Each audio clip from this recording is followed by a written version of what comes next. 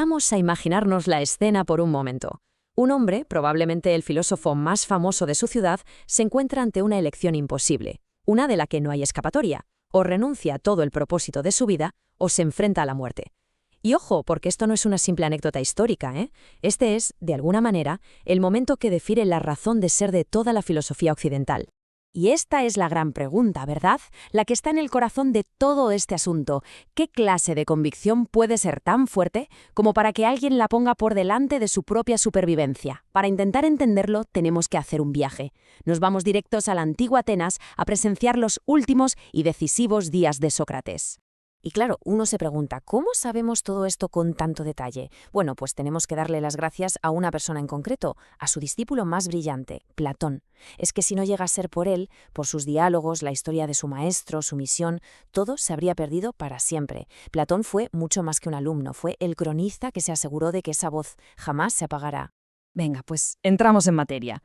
Aquí empieza lo que podríamos llamar la primera gran prueba para Sócrates. Y es que para entender por qué lo condenaron, primero hay que entender el papel que él mismo creía que debía jugar en su ciudad. Y ya les adelanto que no era un papel cómodo. Él se veía a sí mismo como una especie de provocador con una misión divina. Nos plantamos en Atenas, año 399 a.C. Y allí está Sócrates, el filósofo más conocido de la ciudad, sentado en el banquillo de los acusados. Y las acusaciones, ojos, son muy serias para la época. Dos, concretamente. Impiedad, es decir, que no creían los dioses de la ciudad, y, la más grave, corromper a la juventud con sus enseñanzas. Y aquí viene lo bueno, su defensa. Es que es alucinante, porque lejos de negar que era un tipo molesto, lo reivindica. Se compara a sí mismo con un tábano, ¿saben? Ese insecto que no para de picar a un caballo grande, noble, pero un poco vago, para que espabile y se mueva. Ese caballo, por supuesto, es Atenas. Y él, el tábano, dice que no está ahí por gusto, que su misión se la ha encomendado un dios: despertar a la ciudad, sacarla de su comodidad a base de preguntas, de pinchar donde más duele. Pasemos ahora al meollo de su defensa, a la parte más importante. Porque fíjense, Sócrates no se pone a suplicar por su vida, ni mucho menos. Lo que hace es darle la vuelta a la tortilla y convertir el juicio en una justificación de toda su existencia. No defiende su vida, defiende la filosofía como un modo de vida.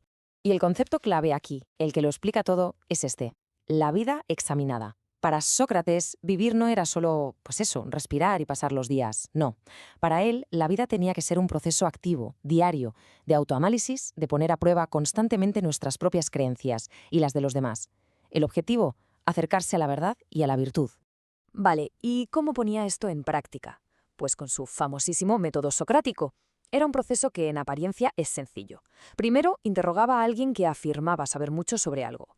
Segundo, analizaba sus respuestas, buscándole las cosquillas, las contradicciones. Y tercero, ¡zas!, refutaba su idea, demostrándole que en realidad no sabía tanto como creía.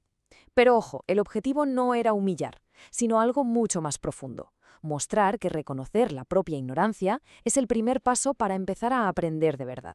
Y con esto sobre la mesa llegamos a la frase más poderosa de todo el juicio, el clímax absoluto de su defensa: una vida sin examen no merece ser vivida. Ahí es nada. Lo que está diciendo es que una existencia sin reflexión, sin cuestionamiento, simplemente no tiene valor. Y esta es su justificación definitiva, el motivo por el que no puede, y sobre todo no quiere, dejar de filosofar.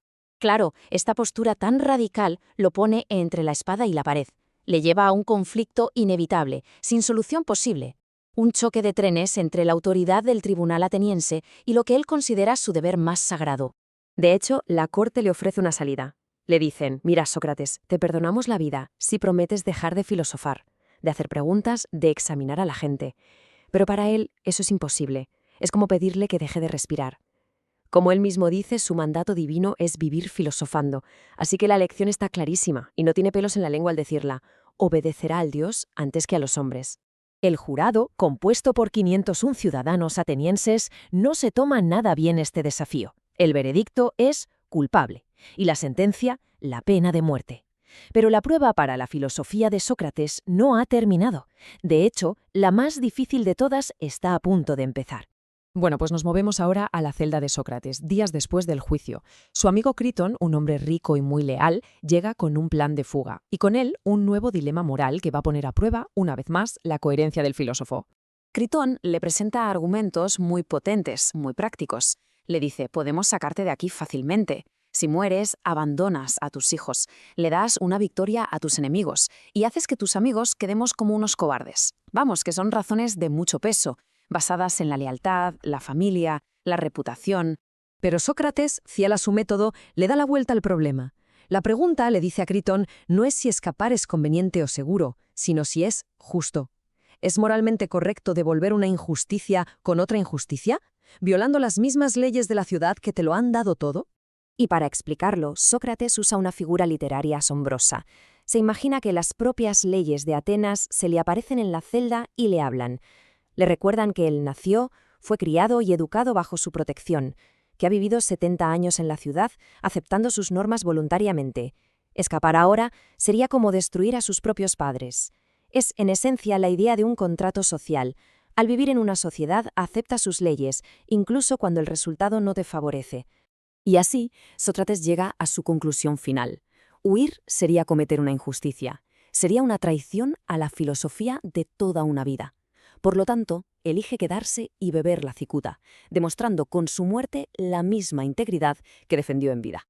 Y con esto llegamos a la conclusión. La muerte de Sócrates no fue un final, sino todo lo contrario, fue un comienzo. Fue el acto que aseguró que su mensaje resonara a través de los siglos con una fuerza imparable.